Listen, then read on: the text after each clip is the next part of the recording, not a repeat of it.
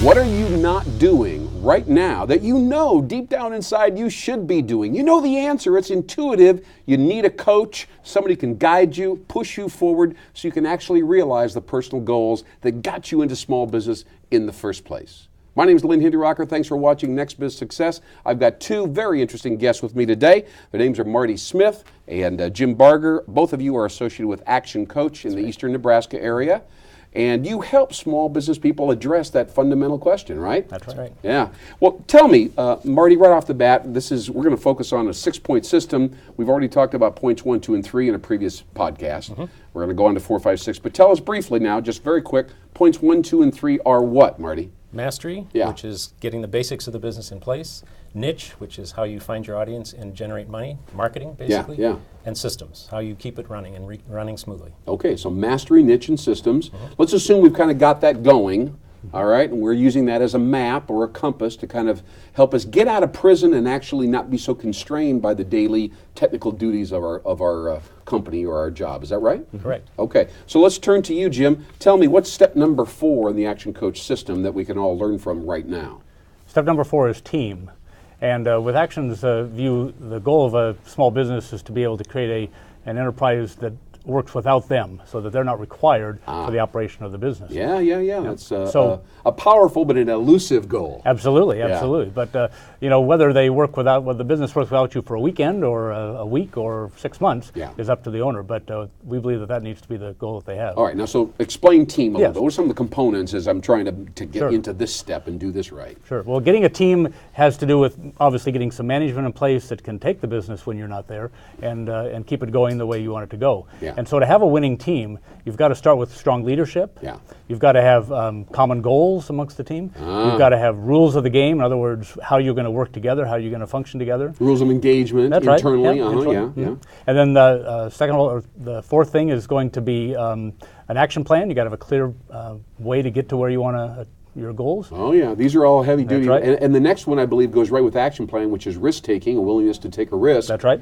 And allow take the risk. Not an easy thing to do either. And then there are some other steps Inclusion, here. making sure that everybody's included, everybody has a chance to be part of the decision-making process, at least have input. Yeah. Now let me ask you that before we go on to step number 5, because I'm dying to talk to Marty about step number 5. But inclusion's interesting. A lot of employees these days, especially young ones, kind of feel like business should be democratic. Right. So if the boss says, how many think we should move into this market or whatever, and we hold up our hands or whatever, their attitude is that they are kind of shaping the train, moving the train forward. Then when it doesn't necessarily go that direction, they become quickly disillusioned. Okay. Have you noticed this? Absolutely, yeah.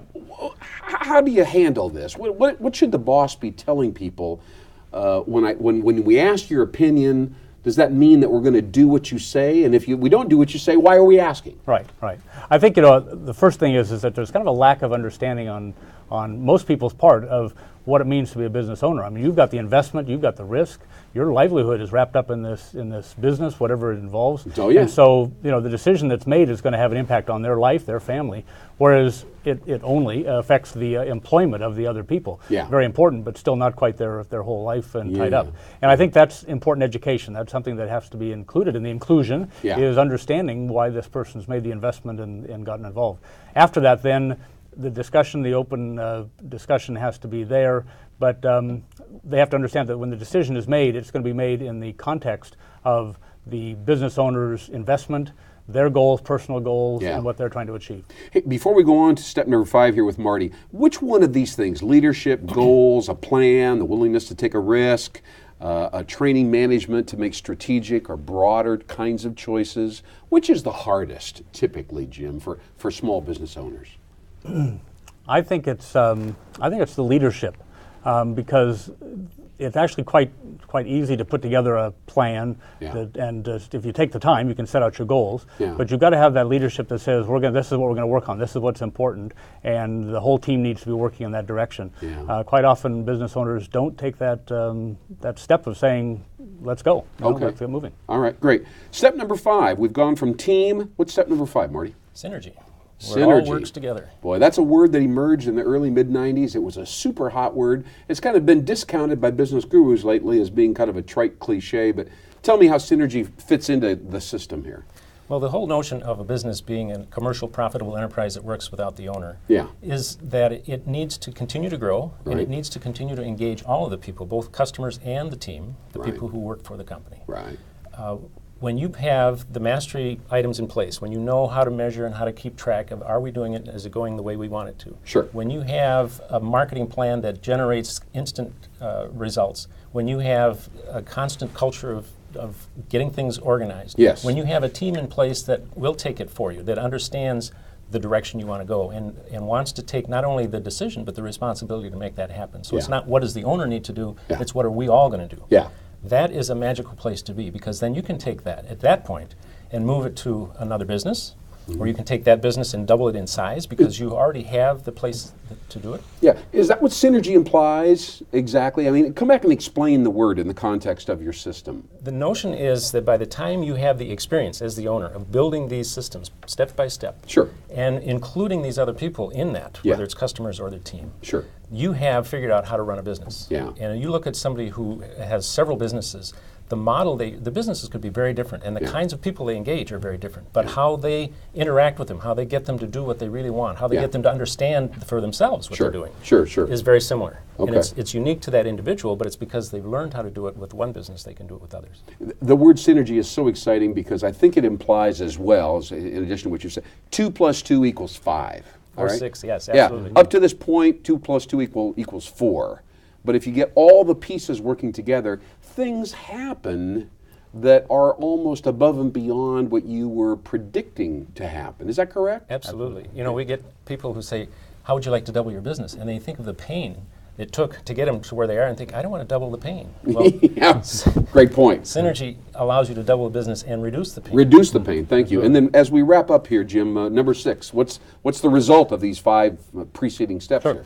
Well, the result is that you've achieved that situation where you've got a business that was working without you. And of course that results in time, free time to do other things you want to do, and money that's going to be the return on investment that you've got in place. So the results really are targeted at achieving that. Yeah. So have we succeeded if we have freedom? That's my question, because so many business owners I know rush to the office. They love the stress and the challenge and overcoming hurdles and so on. And if we actually served up freedom to them, I think a lot of them would say, I don't know what to do now. Sure. Well, I think the issue there is you're free to do what you want to do. So you're free to continue working hard in that business, free to open another business that's similar or different, free to take time away with your family, free to contribute to charities or other activities, freedom to do what you want to do. And so it doesn't say that you have to go lay on the beach someplace. Good.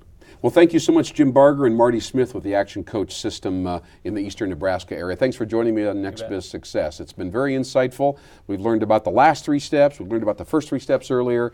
And I know it's a map, it's a compass, it's a road that we can follow towards success. Thanks for joining me. Thank you. All right.